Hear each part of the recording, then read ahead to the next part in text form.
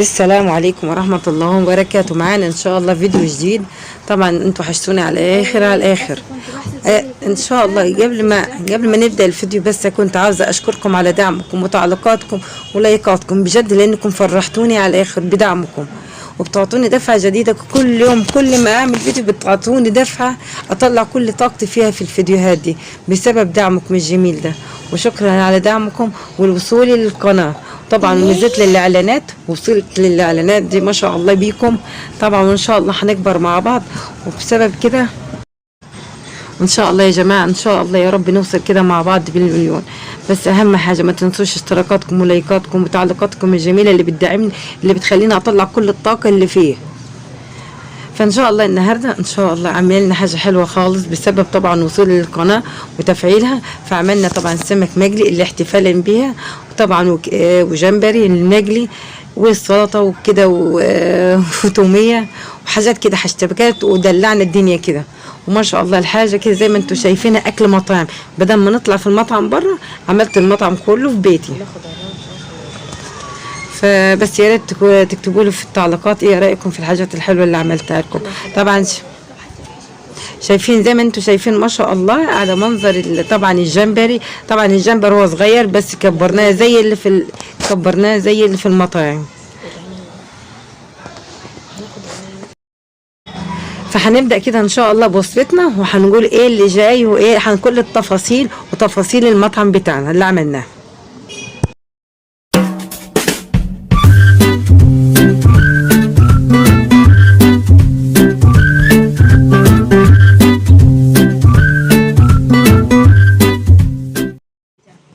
بص يا جماعه زي ما انتم شايفين ما شاء الله السمك الله اكبر كده على حاجه كده كبيره. طبعا النهارده افتتاح المطعم الجديد، فطبعا عايزين نعمل احتفال كده في الاكله الجمعه دي وقعده اللمه.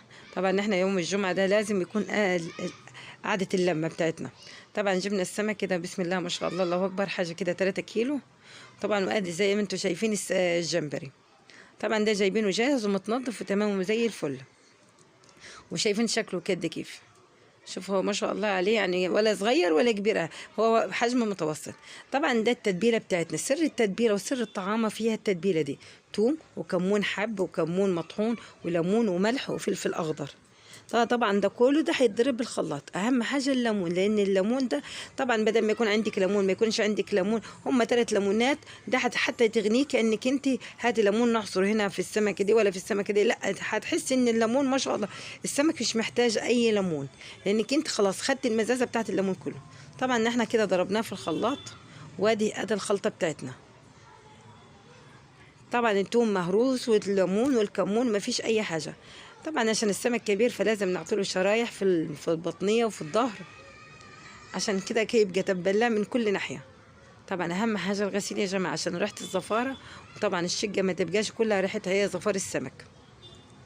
والله ما شاء الله حتى السمك انتم هتحط الليمون اللي بقول لكم عليه ده هيتحط في الزيت، فطبعا هيمنع اي زفاره في الشقه خالص. بدل ما تحطي قشر ولا تعصري القشر على الزيت، فانت كده غنيت السمكه كلها بايه؟ بالليمون. ادي كده انا بكبس السمكه من كل ناحيه في الخلطه اللي هي عباره عن توم وليمون وكمون حب وكمون مطحون والملح والكلام ده. فده بشربه. اهم حاجه يا جماعه طبعا في السمك ده لازم تغسليه، بعد ما تغسلي الغسله اللي حلوه بالدقيق والخل والملح. طبعا لازم تنقعيه ساعه ونص في الملح، عشان اهم حاجه طعم اللحمه نفسها يكون مملح، خلاص يكون طعم الحايق فيها. طبعا خلصنا تتبيله السمك كلها، فهندخل على الجمبري.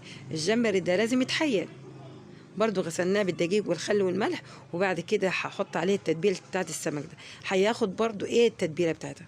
طبعا هنتبلها وهنسيبها تتبل لحد ما نبدا نحن في ايه، في عمايل ايه الرز كده. نحن بنسيبها يتبلوا مع بعضيهم، هو حايق وتمام وزي الفل. بس هنسيبوا التحيجه دي التتبيله دي تاخد وضعها فين؟ في السمك.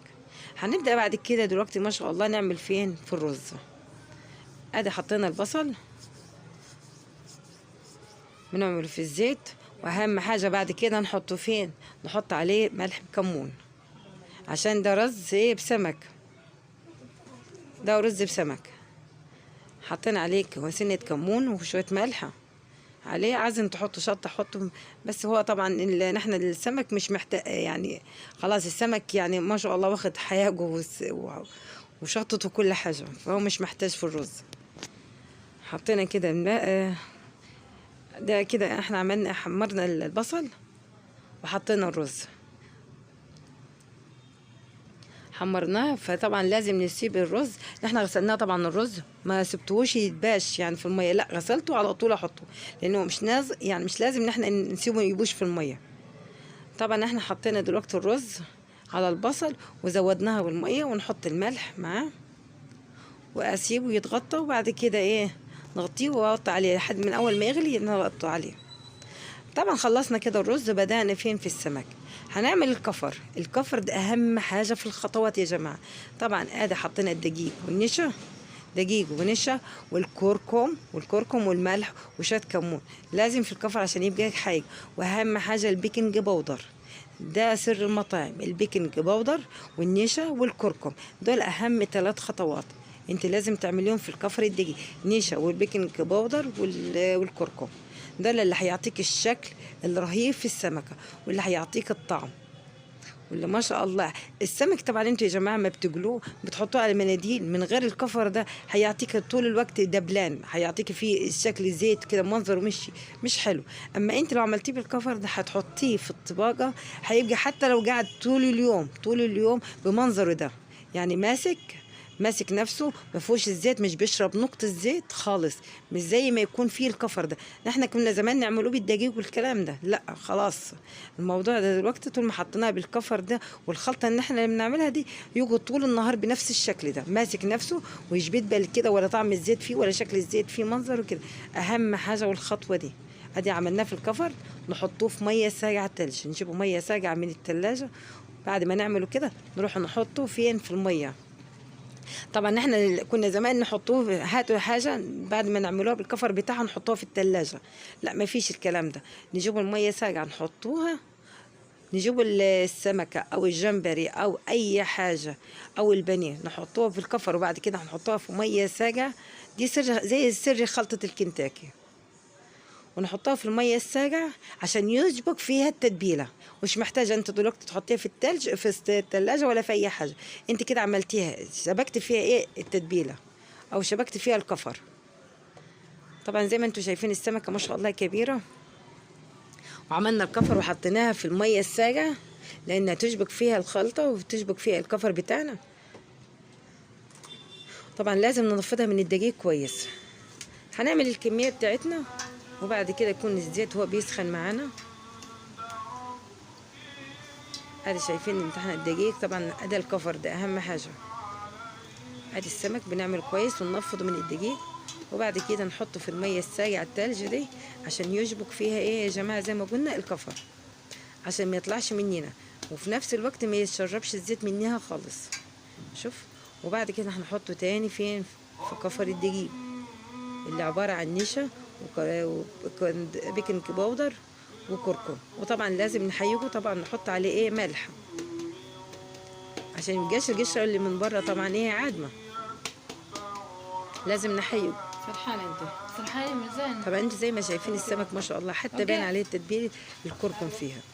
طبعا هنقله دول الاول، وبعد كده نرجع تاني ايه نتبل الباقي. خلاص احنا دلوقتي هنسخن الزيت، طبعا هو الزيت سخن، ادي زي ما شايفين هنبدا ايه نقلي. طبعا ما شاء الله هتبقى القشره الخارجيه اللي من بره دي هتشبك فيها على طول، وهتبقى مقرمشه من بره، ويقعد معاكي طول النهار بنفس المنظر ده، ومن جوه ما شاء الله يعني طيب وحاجه حلوه خالص، ومزبده من جوه على الاخر وطيب ومستوي على الاخر. بس اهم من احنا حاجه الكفر اللي من بره وما يشربش الزيت من بره خالص. ما تنسوش اشتراككم وتعليقاتكم وتفعيل الجرس عشان يوصل لكم كل جديد. بصوا يا جماعه ما تنسوش الاشتراك واللايك وتفعيل الجرس عشان يوصل لكم كل جديد. ان شاء الله الاكل في السمك دي هتعجبكم جدا لو جربتوها، والله بجد هتدعوا لي فيها، لانه طبعا ما شاء الله لو عملت حتى العزومه قبلها بساعه او بساعتين هتلاقيه بنفس المنظر، يعني مش هيتعبكم. انتوا لو قدمتوا الحاجه وثبتوها في الحاجه السمك ده ما شاء الله هيبقى بنفس المنظر ده. حتى لو شفتوا في المطاعم الحاجة ما يجيلكم سمك زي كده في المطاعم بتقولوا منظره ليه كده بيبقى ثابت، لان هو كده بيعمله بنفس الشكل، لان ده ما شاء الله الجلد الكفر بتاعه طبعا مش بيدبل معاك السمكة ولا الزيت بتبان عليها، لا بالعكس، الكفر ده مش بيخلي نقطة الزيت بيثبت في السميدة في السمك. شوفوا منظر السمك طبعا سر التتبيلة ما شاء الله. شوفوا منظر السمك جميل ازاي، لونه اصفر حلو كده، ولا يغمق معاكي ولا يحروج معاكي. طبعا احنا كده خلصنا كمية السمك بتاعتنا الكبيرة، بندخل على ايه بقى البطل الحلقة النهاردة هو الجمبري. طبعا زي ما انتم شايفين بصوا الجمبرية قد كيف صغيرة، بس بعد كده بتكبر معانا زي المطاعم. طبعا هو السمكية قد كده، جمبرية قد كده صغننة خالص، بس في الخلطة دي ما شاء الله هتكبر معانا، لان هو طبعا الكفر نفسه يعطيك طعم روعة. طبعا اهم حاجة ما تنسوش برضو نعمله في الدقيق، نعفره في الدقيق وننزله في المية الساقعة عشان يشبك فيه الكفر، وبعد كده ايه نحطه في الدقيق تاني لان برضو يشبك فيه.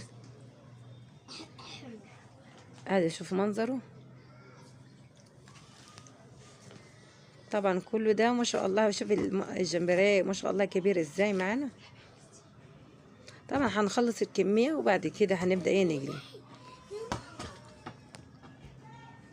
هذه شوفوا ما شاء الله بدات تكبر معاك ازاي، لان ما ننسوش ان احنا حاطين دلوقتي البيكنج باودر والنشا والكلام ده، فالحاجه معاكي ما شاء الله هتكبر معاكي. شوف هي بدات تفنش معاكي ازاي وتكبر معاكي في الزيت ازاي. لا وطبعا والطعم مروعه، الطعم ما فيش اجمل من كده تاني. شوف لونه، شوف جماله، شوف جماله وطعمته. طبعا احنا لازم نصفيه من الزيت كويس، وكده وكده يعني انت ما هتصفيه في طبق تاني مش هيبقى فيه اي زيت تاني.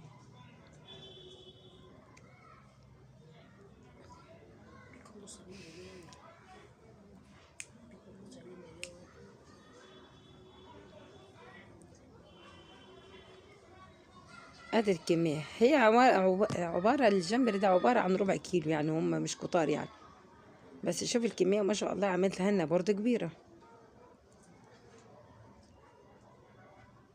دي احلى صراحة، دي احلى خلطة دي اتعملت في السمك. وادي المنظر. طبعا ما تنسوش التومية دي، طبعا التومية دي روعة روعة روعة. طبعا انتوا لو عايزين التومية معمولة برضه في الفيديو. طبعا ادي المنظر الاكل اللي في الاخر طبعا اللي ابدعناه مع بعض، وادي منظر السمك والجمبري. فبس ما تنسوش الله يبارك لكم الاشتراك والتعليقات واللايكات وتفعيل الجرس عشان يوصل لكم كل جديد، وان شاء الله هتجربوها وهيعجبكم الاكل وهتجربوها وهتدعوا لي بس.